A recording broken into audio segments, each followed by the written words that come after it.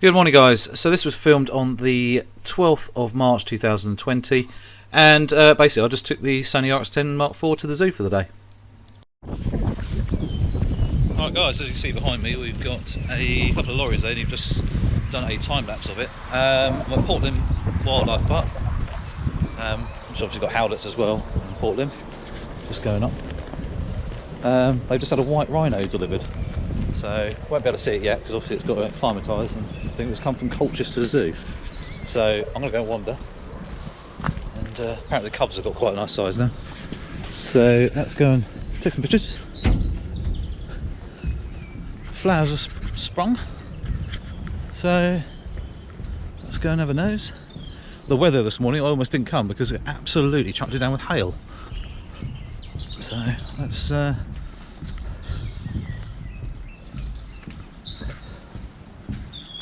and see what we can get. That's pretty interesting. So I met Dave, the photographer of this place. Really nice guy, and he basically does the photography days and things like that. Very interesting, very nice man. I should put a link to his website and everything below, and you can have a look.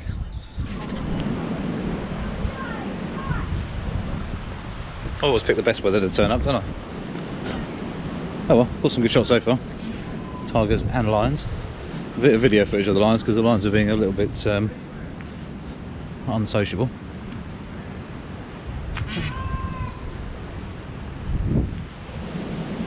Yeah.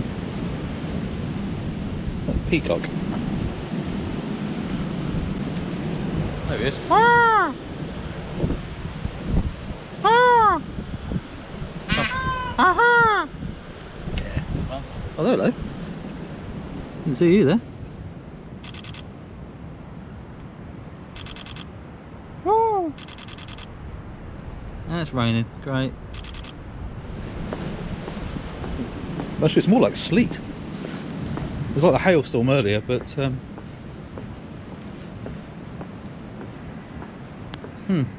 know. Anyway, it's only a bit of water. Rx10 can take it. And it's actually, yeah, it is more like sleety stuff. So a little bit of sleet, a little bit of hail, which is very nice when it's smashing you in the face while you're walking around. Quite a little bit of slow motion video as well. During the video I've taken up to 500 frames per second, and as you can see here, raining. A few little fountains and waterfall type things around there as well, which I managed to film. And just to kind of give you a bit of a inspiration there, if you've got anything in the garden that might have a little fountain or something, or if it's raining again, you can, you know, get some water droplets and things. And yeah, so basically I just wandered around and tried to stay dry as much as possible, but the weather did improve, which was quite a nice surprise. Wow.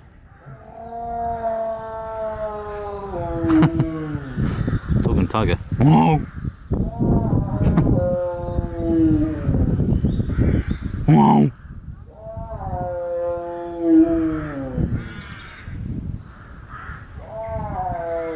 Wow.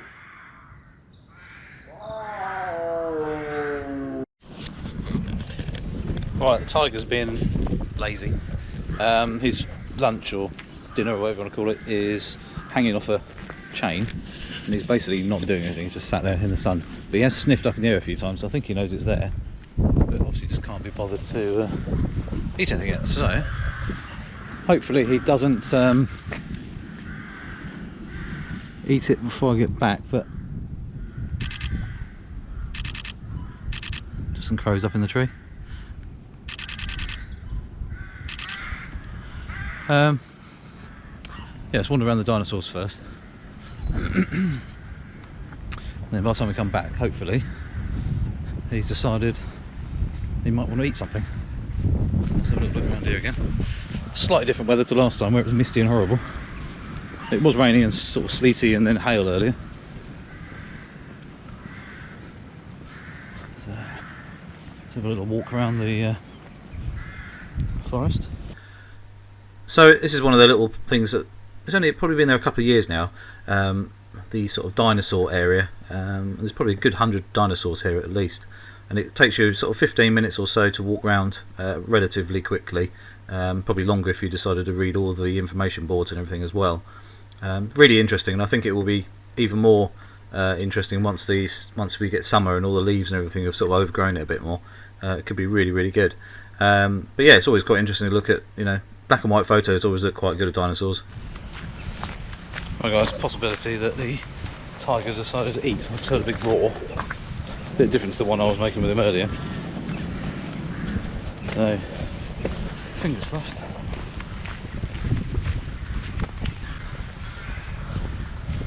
Yeah, not even touched it. Maybe it's just on a diet.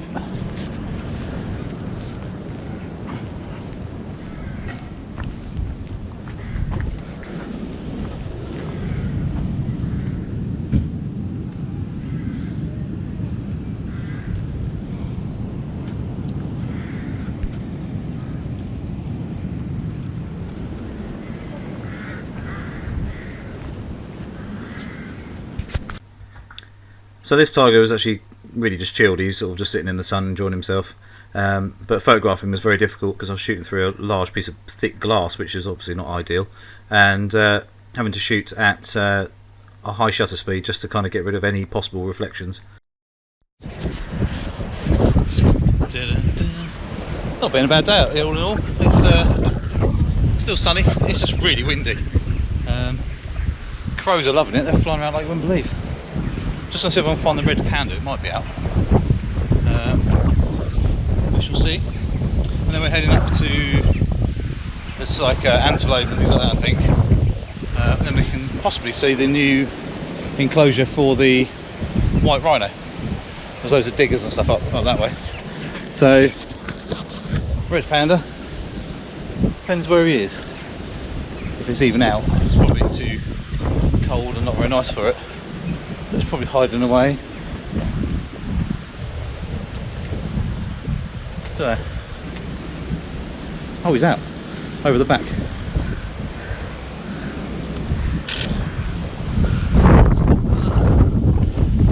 Missed its face.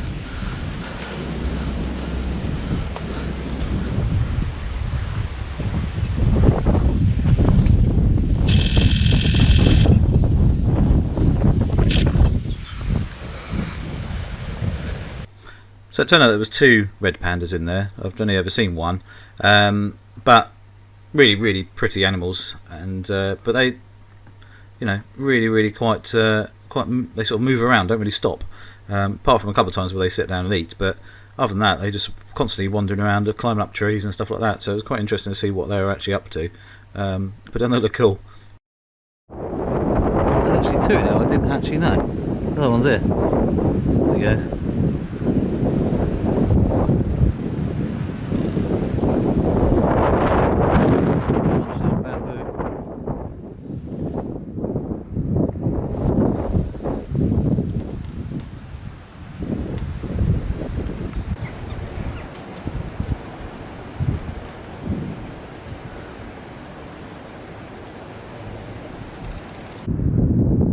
Funny, he looks a bit grumpy.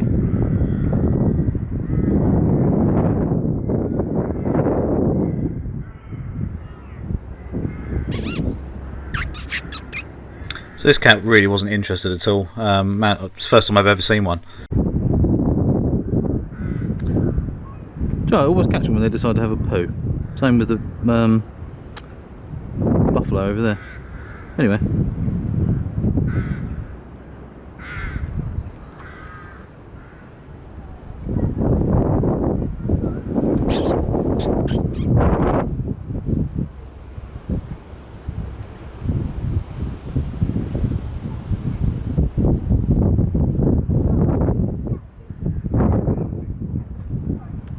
So as always, there's always one meerkat having a look around, isn't there? Keeping an eye out and everything, but really quite photogenic. But he could have had a wash. I mean, he's covered in bits of sand and God knows what.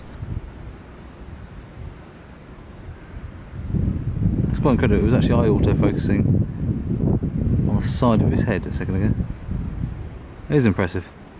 What it's really for is when they've got animals, things like dogs and things like that, have got long noses. you don't pinpoint straight on the end of the nose, you go for the eye instead. It just takes away that sort of hassle that you've got to try and keep up moving with the moving animals. I know these are not moving, but little teeth there, cute. Hard day's work. So yeah, really nice links here. Never really seen them before that close up. But this one here is with eye autofocus turned off, and the next shot is with it turned on. You can see the difference between its eye in focus and its paw in focus, depending on which way around you look at it. And this is a nice close-up shot of the other lynx that was nearby, and straight in its mouth as well, which was quite an eye-opener. But there's plenty of other wildlife as well, sort of the ones that can, you know, just be flying around, like the blue tits and the great tits and the robins and things like that, and the blackbirds. But just made me laugh when this bird flew past with no wings open. That's how quick they move. It's really, really quite funny. But yeah, having the slow motion ability, or the HFR mode, on the Rx10 and the Rx100s just makes it just another usable piece of equipment that it's just, I wish they put it into the bigger full frame cameras. It would be amazing. Yeah, I mean, shooting at ISO 1000 and 2,000th of a second shutter speed to freeze the birds in flight. This one is just almost touching the cage there, and this one here, another one, bird comes flying in and just things, but it just sort of lands. But it's, you know, that happens in such a fast moment normally that you hardly even see it. You know, they're not there and then suddenly they're there. The fact you can slow it down by, you know, how many times, and there's another bird going past with no wings open, absolutely hilarious. But yeah, so get some really cool shots like this, you know, through the little branches and stuff. That's with eye autofocus turned off and turned on. That's, you know, it just shows you the difference. It can actually pinpoint an eye now through a load of rubbish, which makes your life a lot easier. Really nice, just the way it can blur the backgrounds out as well. I mean, I'm probably, I suppose, 8 feet away, 8 to 10 feet away at 600mm. Again, eye autofocus turned off and back on again. It makes all the difference, and you know, it's just helps you at the end of the day. It's a brilliant tool. So eye autofocus just works on this one. That's why this little chap. So it's pretty clever nowadays how it picks up stuff. And if you're shooting wide open and he looks straight at you and it goes on the eye, you don't focus right on the beak, which means you get nice sharp eyes, and just helps you out that much. So yeah, a couple of squirrels around as well, all over the place. They were quite funny. And this was quite amusing. It looks like he's lost his head and stuck it on the back of the other one and stuck his tongue out at me. It was quite amusing. Another random deer, just loving life and bouncing around all over the place. It did it for quite a while. I have actually got some other clips, but this was sort of the most active one. It was quite funny.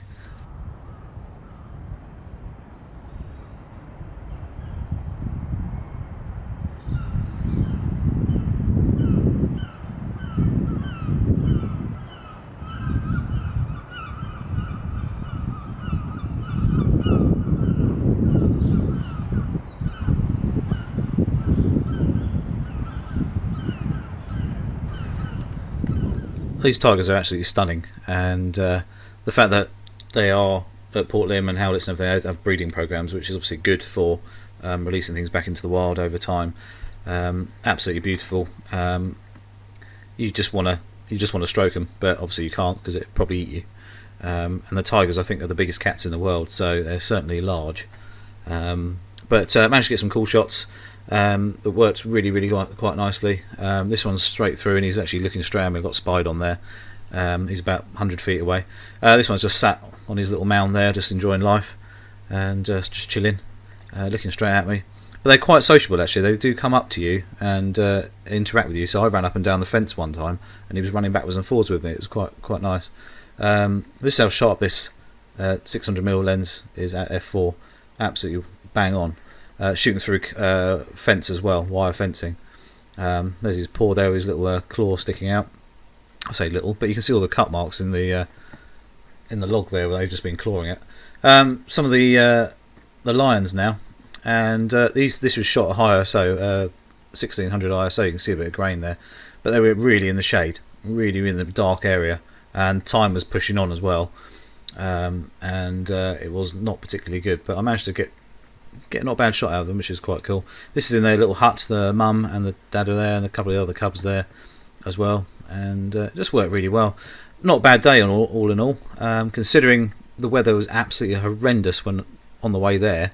But I decided no, I'm going to go anyway, and I'm glad I did, because obviously now we're sort of locked down, we can't go anywhere. So I'm just glad to have, and hopefully you've enjoyed the video.